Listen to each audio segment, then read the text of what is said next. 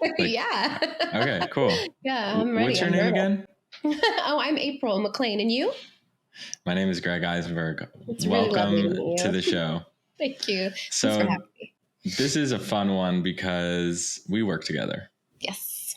You are the head of community at Late Checkout. Yes.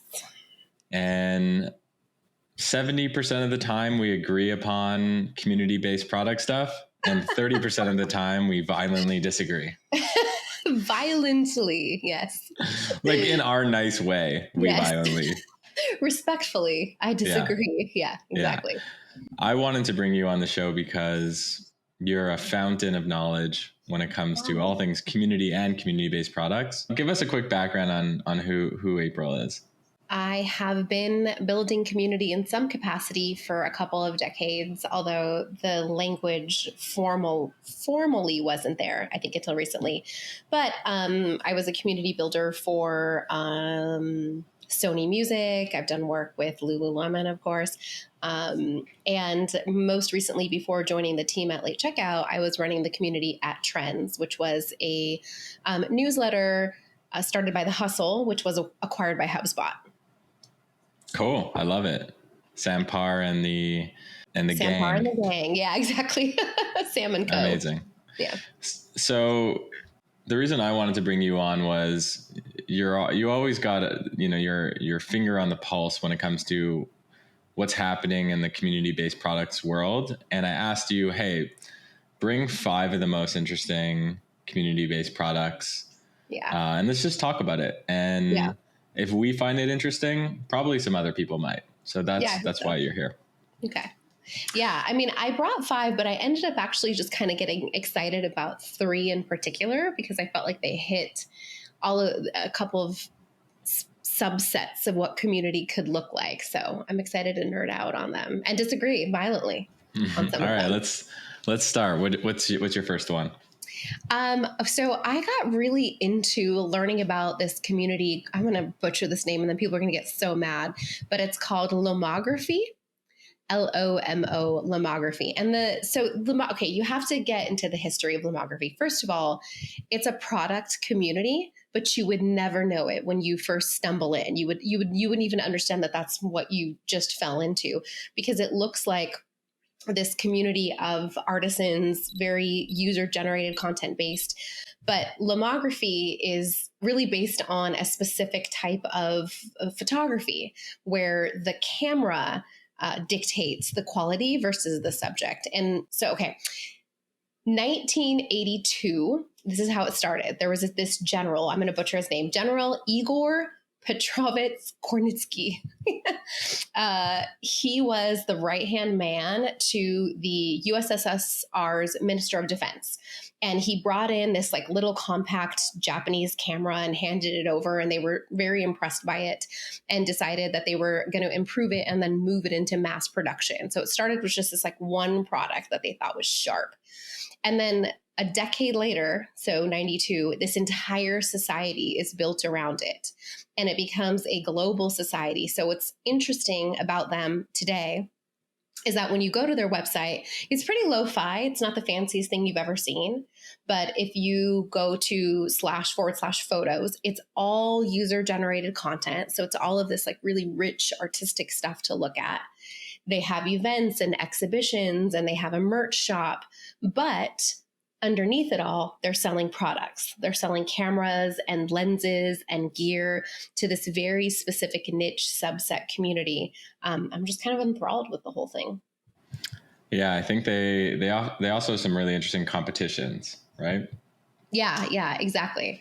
And it looks like all of their outward facing marketing is just content generated from the people that are using this style of photography and product. So they have essentially kind of replaced this idea of a funnel with a community. Yeah. And I think that's one of the benefits of building a community-based product. So we should probably define what that means. So what we're talking about is either the community itself is the product or the community enhances the product. So here's a great example of like the community is enhancing the product. Yeah. It's interesting too, because in some ways it felt to me initially like the community was the product, because they did such a good job of highlighting the community as the first layer. I actually had to dig a little bit before I understood, how are they monetizing this? How is this even working, before I got to the product? But if you are someone who's into this style of photography, you don't have to dig that. Like, you find that you have found your thing. It's like the juiciest, kind of nerdiest subset of photography I've seen in a long time. Yeah, and it's not small. So I think, I'm Not just looking on their small. website. They've got 16 million photos that have been uploaded. Yeah. I dropped their URL into Ahrefs, and they have about 200,000 organic visitors a month, which is not like the biggest thing in the world, but it's very much enough to make a very good business off of this community and host of products. Yeah, I'm guessing they haven't raised a lot of money. I'm looking right now. So they've actually raised $1 million. So it's Which one of is those business. not a lot. It's not a lot. I mean, it's not a lot. I think what's also interesting here is like the big players are probably not going to go into this space. That's exactly right. Yeah, this is definitely too niche of a subset, I think, for them to worry about that style of competition. Uh, I also feel, in terms of their raise, it's such a legacy product at this point. I mean, I wish I could say that 1982 was fairly recent, since I was born around that time, but it's actually it's been quite a while since this has been going, and it had such a stronghold. In its origins were in Vienna. And it just made its way globally to where I think they said they were in, I don't know, 42 countries right now, their community. Yep. It's wild. Yeah. It reminds me of a post I posted 2 days ago on Instagram about being a nerd. So I said, the way to financial freedom is being a nerd. And I define nerd as, a nerd is, you can't talk about 99% of the things you care about with 99% of the population. The guide to nerd-based companies. Number 1, be the biggest nerd you could be. Number 2, attract other nerds like you. Number 3, and this is what they're doing, build products for nerds. And number 4, have fun. I cannot believe I missed this. I usually see the things you post, but this is like that. It's that first part. Like, when I get together with my contemporary dancer friends, our conversation is so boring and repetitive, and probably nauseating to people outside of our world. But there's nothing better than to talk shop with other nerds. It's like where you feel you're at your best, shiniest self. Yeah, I think I wrote a post also about sort of this fast foodification of everything, and how products are all becoming the same and all look the same. And it's not even just products, it's cities. And it's, you walk into downtown Toronto and you might feel like you're in downtown Sydney. And when I go to just this website, Lomography, yes, it looks basic, but it's white, and the photos, like, it's a white background and the photos are just like popping out. And I think it's about the photos. And I think that really speaks to that audience. And what might look really ugly, quote unquote, to us, let's say, might look beautiful to them. I had this experience yesterday. I was meeting with this woman who, again, to reference dance, I'm in the dance world. It's a big part of my life. She owns this kids dance studio. And I was thinking about her website as I was driving over there. I'm thinking in general about how dance studio websites to me are really awful. They're like, it's like clip art logos and a lot of pink and some sparkly gifs. And I've always been a little bit judgy, I think, on that front. But as I was talking to her and thinking through her clientele, there is this whole subset of people, mothers who put their kids in dance mostly, that is the signal to them that they have found what they're looking for. And it's, I think, from a design perspective, it's easy to get caught up in like sleek and cool and what looks good and all of these things, but there's all of these signals that aren't created for you. So I've noticed, as I make my way through the world looking at all of these design elements and feeling maybe like, oh, that one kind of missed the mark. I always come back to this thing like, but for a specific kind of person, that's probably exactly the signal that they needed to know it was for them. Yeah. And I think from a web design trend perspective, what you're going to start seeing more in 2023 and 24 is custom fonts, that, you know, that Y2K aesthetic of like really big, eye-popping design, like less of that like clean cut, sterile, you know, millennial colors. You're going to see this trend towards website design that feels very custom and feels very not afraid to use colors and stuff like that. And I think that's the reason why that's happening is because of web design for niche communities and creating experiences that really, really connect with them. Yeah, I agree. And I also think Apple kind of gave way to this like this cookie cutter approach to like, you know, the clean sans serifs and the really minimalist. And we were so hungry for it. And you always see the pendulum swing when it comes to design, but it just kind of leached everything of personality over time. And I've been excited to see, in fact, late checkout, Recoleta was one of the first things I fell in love with. I'm like, oh God, it's such a breath of fresh air. Yeah. Okay. So that's number one. Okay. What's number two?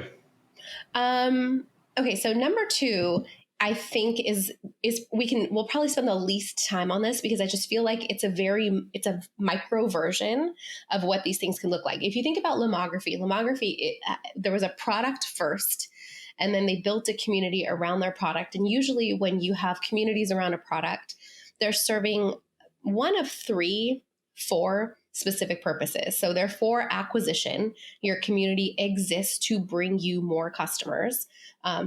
Internally, at least.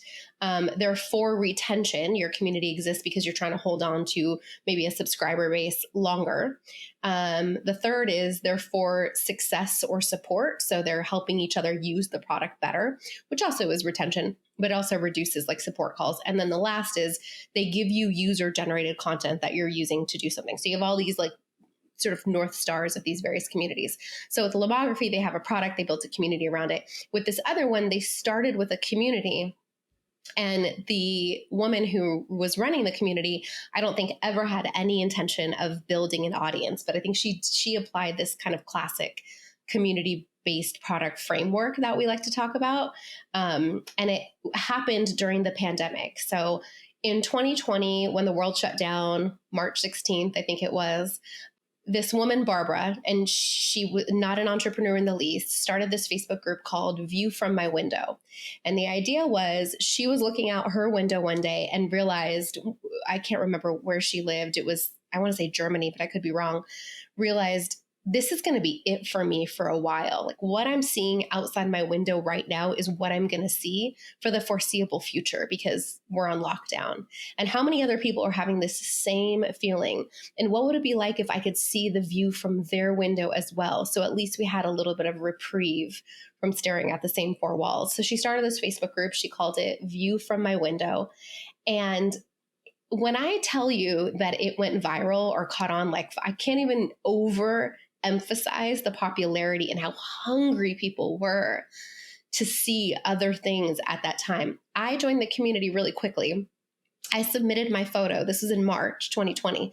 My photo did not get approved and posted until November of 2020 because that's what her backlog looked like. It's like people couldn't get their pictures in there fast enough. So I'll pause there and see if you have thoughts on that.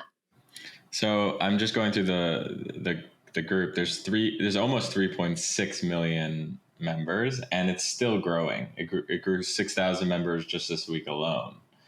It's huge. What do you think about Facebook groups as like? Greg. I know the answer to this, but I'm curious. What do you think about, Trends, for example, is a community that lives on Facebook. Yeah. This is a thriving community that lives on Facebook. The narrative is really that like Facebook is dead. Is there room to build your community on Facebook?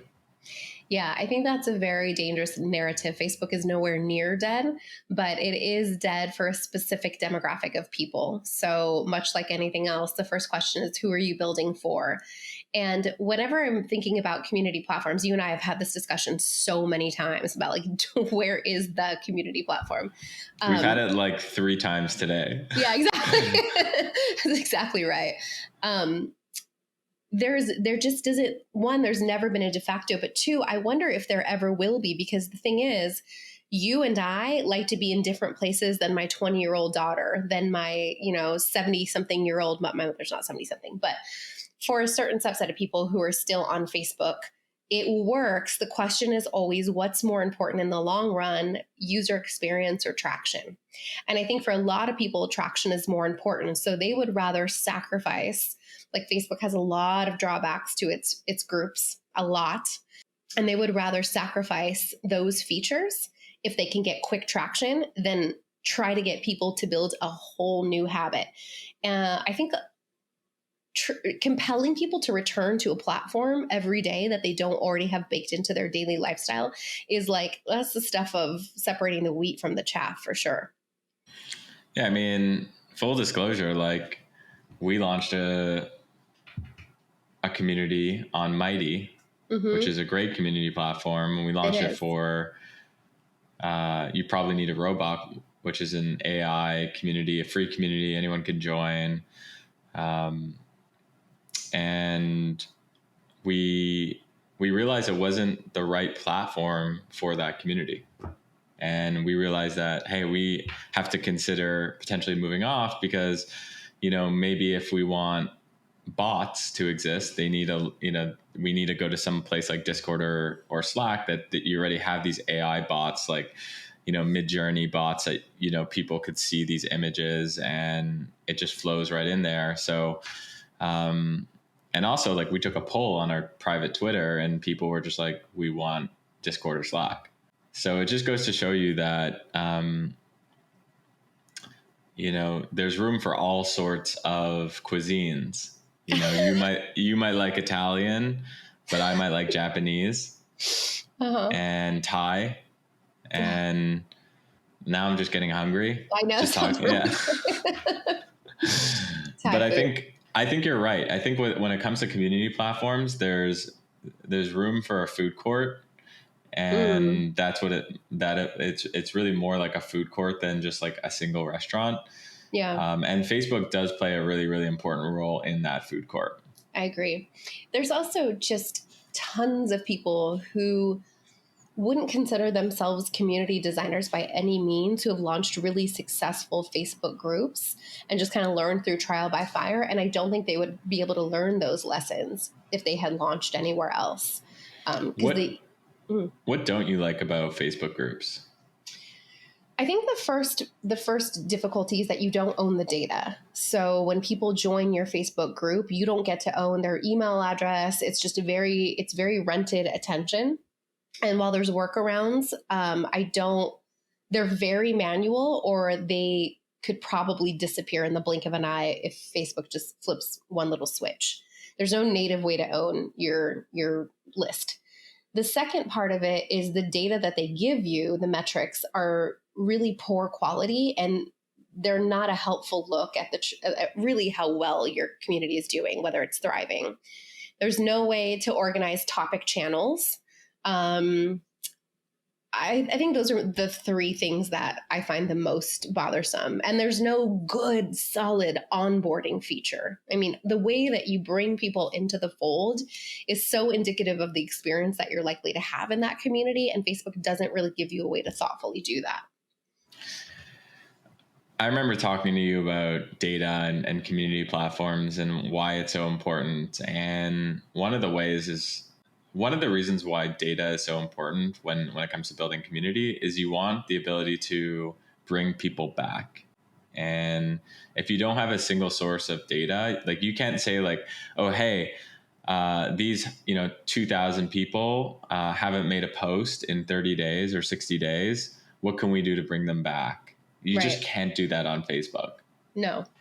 You can't. There's very limited way to reach out to those people at all. Another thing that to understand about Facebook is that your group showing up in other people's feed. So when I log in and I'm scrolling, which I don't do, I will say, look, here's a free tip to all of our friends out there.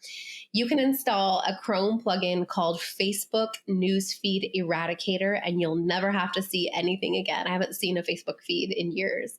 But for those who do scroll their feed and you see things come up from groups that you're in, that's wholly dependent on Facebook's algorithm. And there's nothing that you can really do to affect that to any great degree. And baked into your metrics is included. So when they say like active users, they're also talking about people who scrolled past your group as they were scrolling on your feed. That's not an active user. That's not someone who actively came to your group and participated. So there's so many false data points baked into their metric system, which is exactly right. View from my window, though, back to Barbara and her story. Like I said, it took off like hotcakes. You have all, and it was, so what's extraordinary about it is that as you're scrolling, you see someone's like gorgeous view from Paris. They're on a Parisian balcony. And then a minute later, it's like some Appalachian view. And then you're in, it's just an alley, just a concrete alley and a puddle and some sewer. And you really are getting the sense that you're seeing the world through the lens of, it's a total Sonder-like experience. So as this thing got more popular, she did the classic, like listening to what people say to consider how you might be able to productize off of this. And ended up creating this coffee table book that lived forever by the same name, A View from My Window. It featured all of her favorite photos from the group, and she was careful not to select just the highest end photos, but like a real trip through humanity. And people were so honored to be included in the book, but there was a backlash to it. I think there's a kind of an important lesson there that we should talk about for a second. This poor woman got a whole lot of flack for creating this product because people were in the community saying like, oh, is this what this is for? Or you didn't tell us you were going to be using our photos, or hey, if you're profiting off of this, shouldn't we all get a piece of the pie? Granted, it was probably the minority, but the minority are always the loudest. But there is a little lesson in there around how you manage expectations inside of a community, because once you break trust with the community or members start to feel bamboozled, it's very difficult to ever dial that back. And that's probably maybe the one differentiator between somebody who has like a real community experience behind them and someone who's just kind of winging it as they go along, is understanding how to manage the expectations of your members. So if you were running that community, what would you have done differently? I wasn't active enough to know how she led into the idea. From what I can see, she posted one day, hey, we're going to turn this into a book.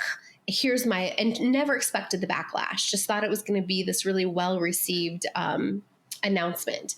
And I think what I would have done is long ago started seeding conversations about like, what are the ways that we can memorialize what we've produced here? What are the ways that we can, because what happens is community members start coming up with the ideas themselves. And when they think it's their idea or when they contributed that idea, there's much more like kind of ownership and grace in terms of they're so excited to see that you're creating this thing that they had an idea over. So I think if I was going to do something like that, I probably would have started many conversations along the way, like leading down that path first.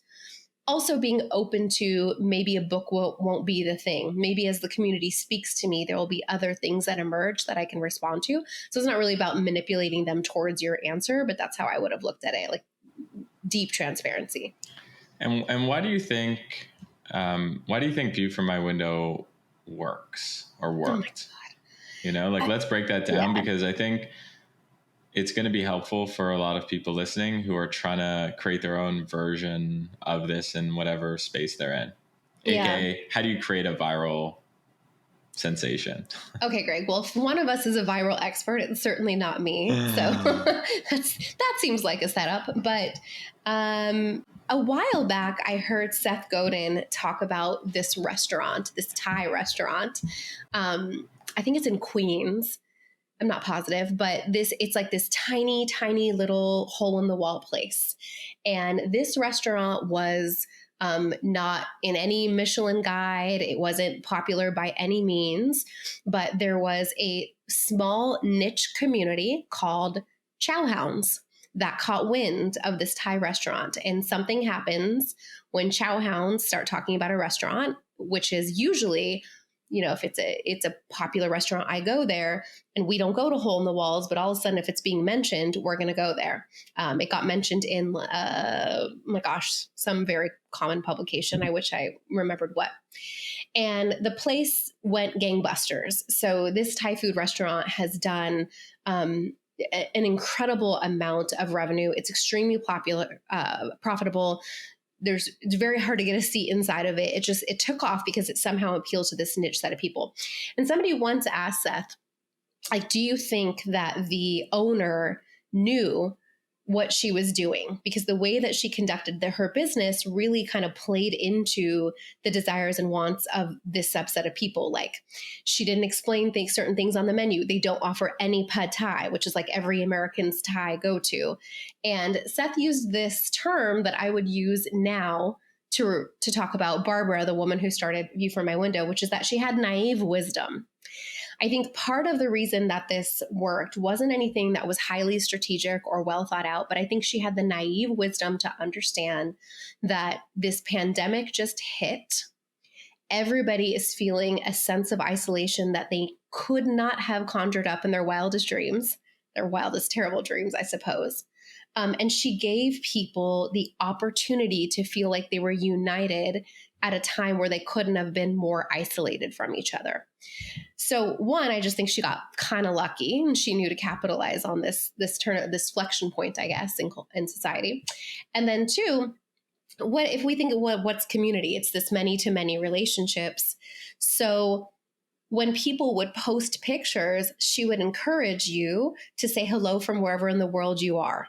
So here's my view out my window in Austin, Texas. And then people are like, sending love from, wherever it was, Tuscany, hello from, with their picture of Minnesota. And it was so bizarre to just feel like you had all of this connection to people and places that you would never think of. I think that is so addicting. And I think human loneliness is its own kind of epidemic and pandemic, as it were. And she just happened to blend those two things really, really well. The slogan from View from My Window summarizes everything perfectly. It's just sometimes, the slogan is, it's just someone's little corner of our world. Our world. Our world is the key phrase. The big thing that she hit upon was during a time when everyone felt siloed in their own rooms, couldn't go and hang out with loved ones, couldn't go to their places of work. Yeah. She created a space for people to experience what it means to be a human being, which is a very social experience. And that's why it took off. And that's why it took off during COVID, but it actually has a lot of legs today. Mm-hmm. Still, because I think, to your point, like, people still suffer from loneliness. And there's an incredible set of products to be built on top of her platform that can bring people together. Yeah, that's exactly right. Pausing on this for a second, one of the things that I feel so fortunate about is that I am in community, and that I'm working with a team like us, like our team, that really does look at life through a community first lens. And the reason that feels so lucky to me is we happen to find something that is good for humanity, that reduces human loneliness, and that happens to be a brilliant business strategy. And there's not many things, I think, that blend those two things so well. So the fact that, like, community can mean just incredible ideas and profitability, but that community is also always means human good, is a really fortunate little coincidence there. And I believe that they were inspired by View from My Window, because I actually think this came later, but there's this other website called Window Swap, window-swap.com. It's actually my favorite website in the world. And in window swap, you tune in to these, I'm using air quotes here, to these live feeds outside of people's windows. And you can linger there as long as you'd like. And it'll tell you in the corner where in the world you are. So it'll tell you you're in Germany, or you're in Manila, or you're in Jakarta, wherever you are. And it's all of these volunteers globally who agreed to set a little camera looking out their window so that you can like drop into their home at any time of day. And sometimes if you watch long enough, you'll catch glimpses of their life. Like I'll see in the reflection of the window that they're cooking behind, and I'll hear the pan and the sizzle.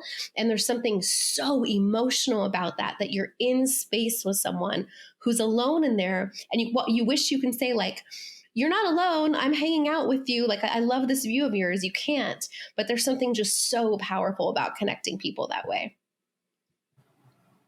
It also brings us back to what really got me excited about the internet in the mid 90s when I grew up on it, which is it was weird. It was a weird place. Great. And it was a weird public place. There were places that you can go to that were public, that you can have some sort of shared communal experience. What's really cool about both of those products, Window Swap and View from My Window, is that it does feel like a part of the fabric of the internet. It's a public space that you can go to, that you could experience something, what it means to be human, what it means to nerd out and just experience something versus, the traditional feed-based experience that a lot of us, experience for 99% of our internet. 99% of people's internet experience today is consumed via feeds. So I think what's really cool about Window Swap is they created like a custom app, custom experience that you can experience. It's unique. It's got a good name. Greg and his names. I mean, it's got a good name. It's got a good name because like both actually have wonderful names.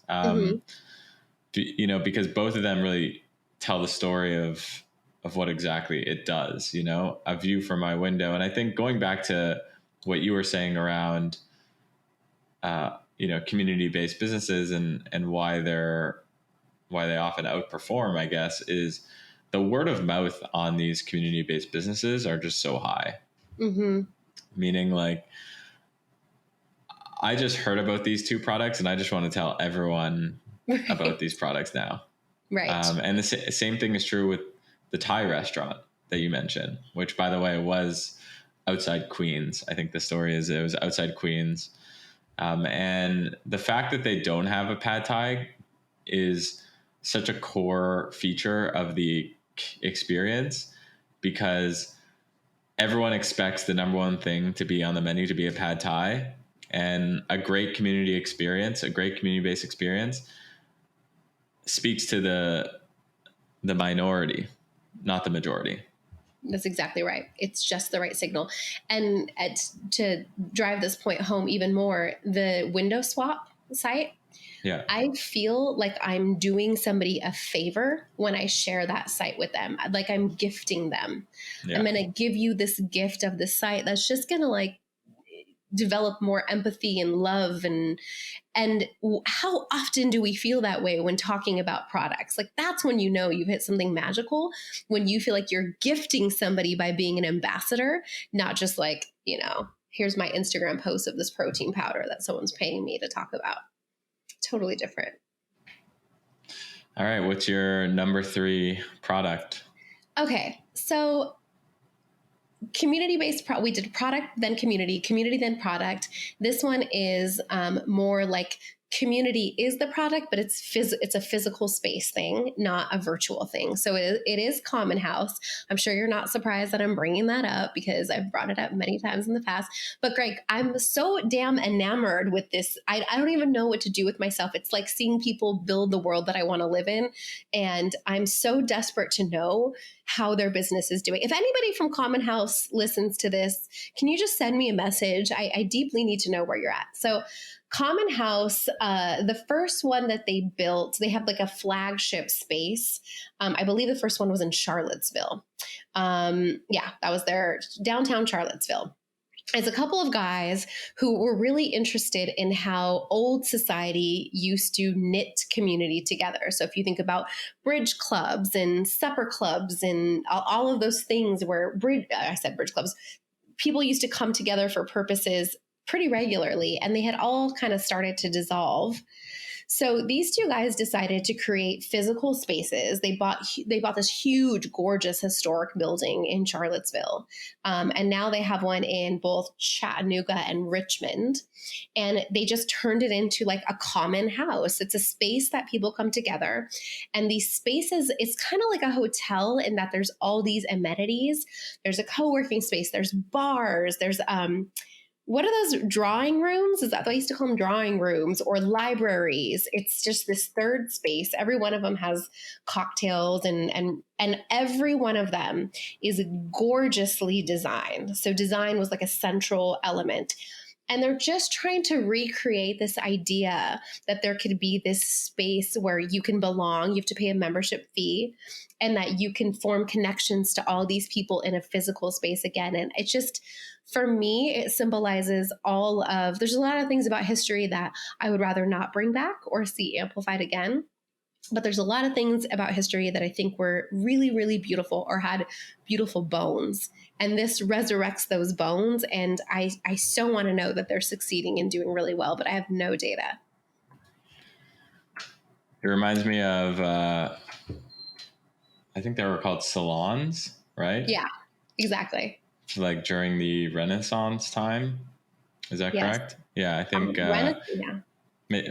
I mean, neither you or I are history buffs, but the idea is, yeah, but the idea was there was, I think it was after the Renaissance or during the Renaissance, these essentially like groups of people who would connect around in different coffee shops and areas, and they call them salons. And it was just, writers and poets and artists, and they would go together and discuss ideas for long periods of time. Mm-hmm. And this, what you're kind of talking about, Common House, mm-hmm. feels a lot like a modern day salon. Yes. But how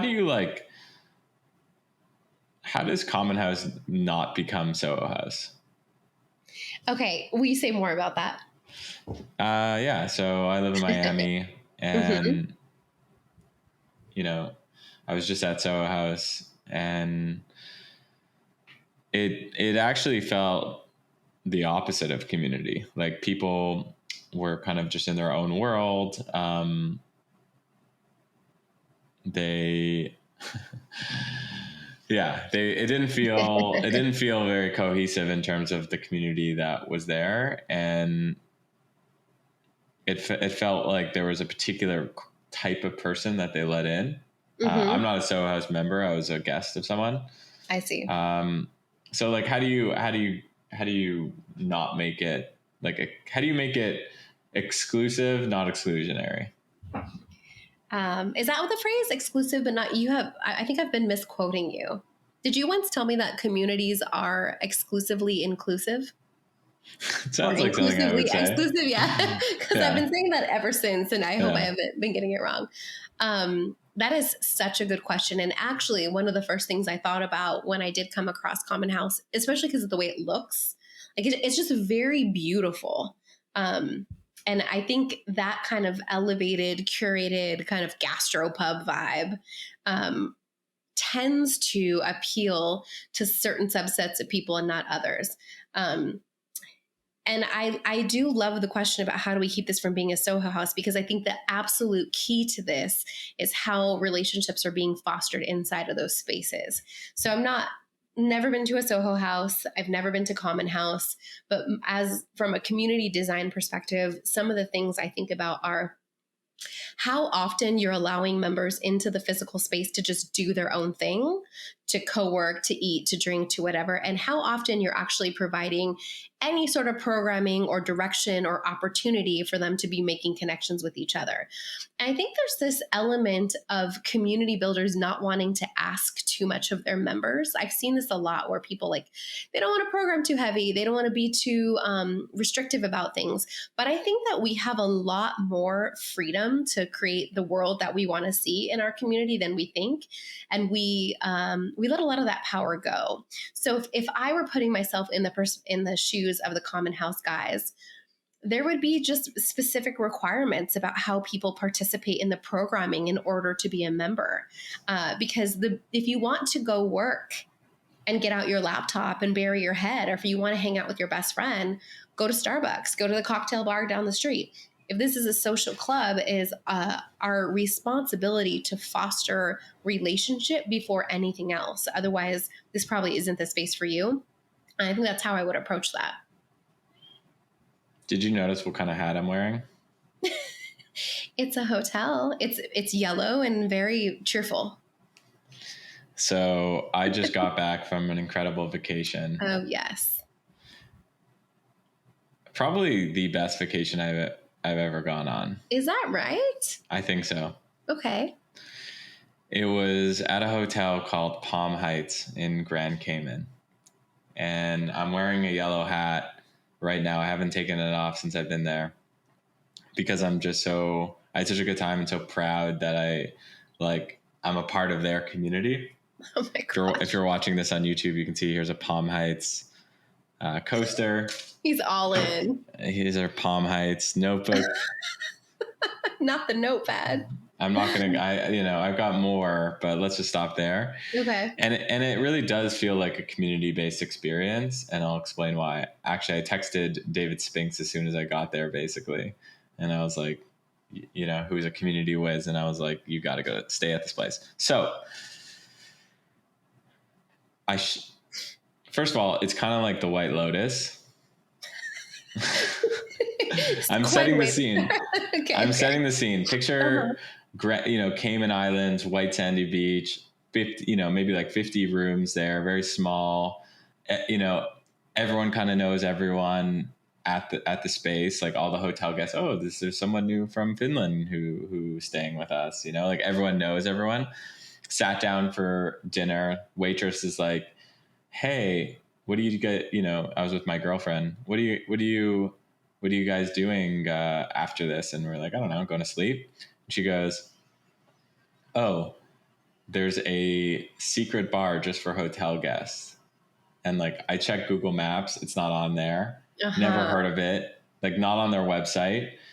And walk in there. There's like me and a few other people. And there's like people doing interpretive dance. And I was like, this is the weirdest kind of experience in my life. And that kind of like, and that sort of programming and those sort of like, if type experiences is what drives a lot of these community-based experiences. And for me, I had never gotten that out of a hotel. Mm-hmm. Usually when I go to a hotel, even if it's a nice hotel, if a 5-star hotel, a 5-star hotel is luxury, but it's not a community-based experience. I was meeting people every day. There's programming. There's 5 or 6 or 7 or 8 things you can do. And I think mm-hmm. more and more people are going to seek experiences like this, and they're willing to pay extra for it. I don't think that people have ever been as hungry for community as they are right now. And I also don't think it's ever been easier to keep yourself out of community as it is right now. So it is a really interesting conundrum because what you're talking about is this idea. Well, there's a couple of tendrils to pull on here. You said, if you know. And so how do you get to, I'm sorry, I'm so delighted by the fact that you're wearing this hat now that I know the story, that it's just like, you're so proud and happy. Oh yeah. I'm like proud dad moment vibes, I have like, they didn't pay me to go there. I didn't get a discount. Like I just had a really good experience. Yeah. And met some really interesting people and just felt like I was a part of something bigger than myself. Well, and think about what you texted Spinks when you got there, and you just Yeah. told me about it. And you feel like you're sharing something good with us. You don't feel like you're evangelizing a brand, right? Like that's the power of a community-based experience. Is like people can't wait to tell other people. And I think a lot of businesses, um, I'm sorry to use such harsh language, but I think a lot of businesses delude themselves into thinking that they're creating a business or experience that people are just can't wait to talk about, but very few are, at least not in this capacity. I'm reminded of there's this book called You're Invited that I really enjoyed reading a while back, written by this gentleman named John Levy, and I think John lived in New York.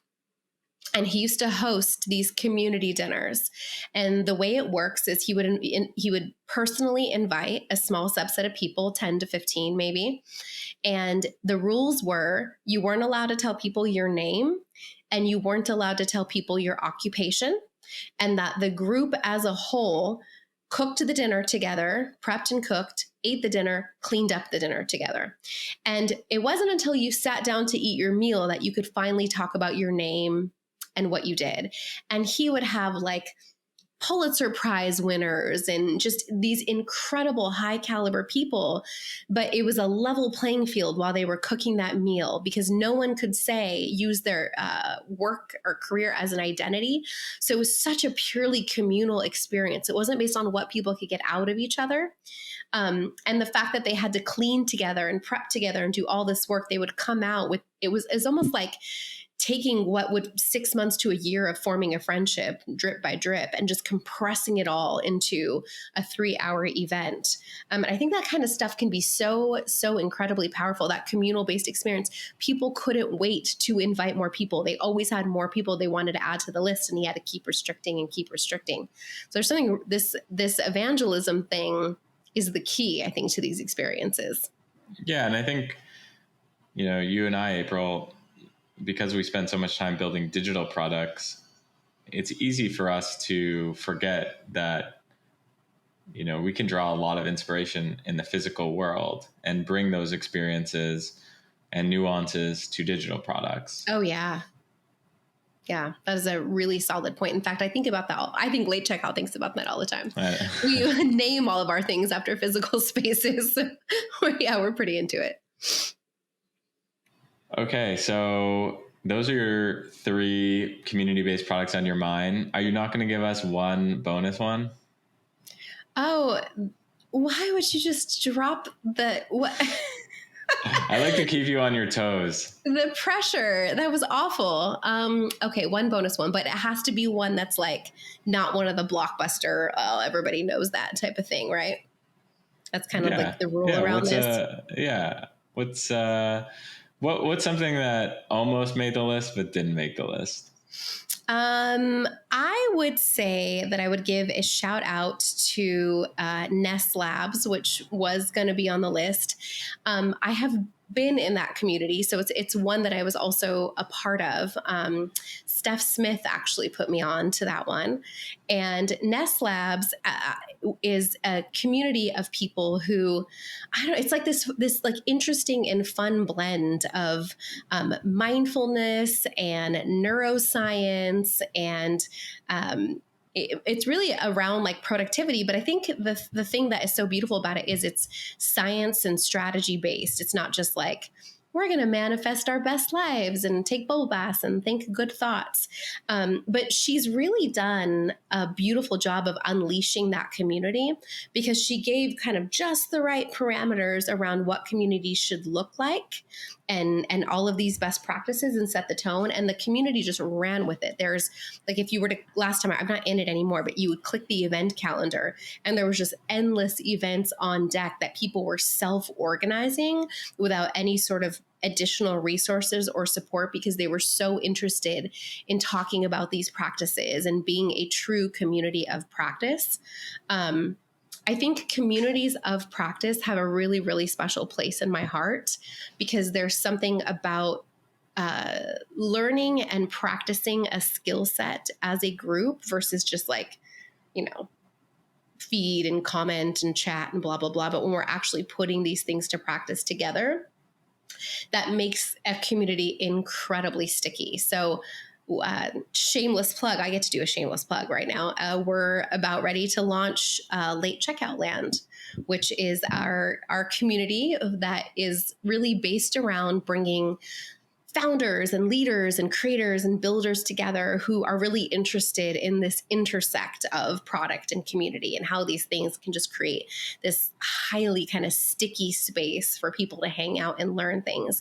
And one of the things I think about the most when I'm thinking about this community is how do we turn this into a community of practice on a real ongoing basis? That it's not just, hey, here's more things to consume and read, but it's like, here's how we're going to get together and actually take steps towards mastering these skills and these frameworks and like building the version of the world we want to see.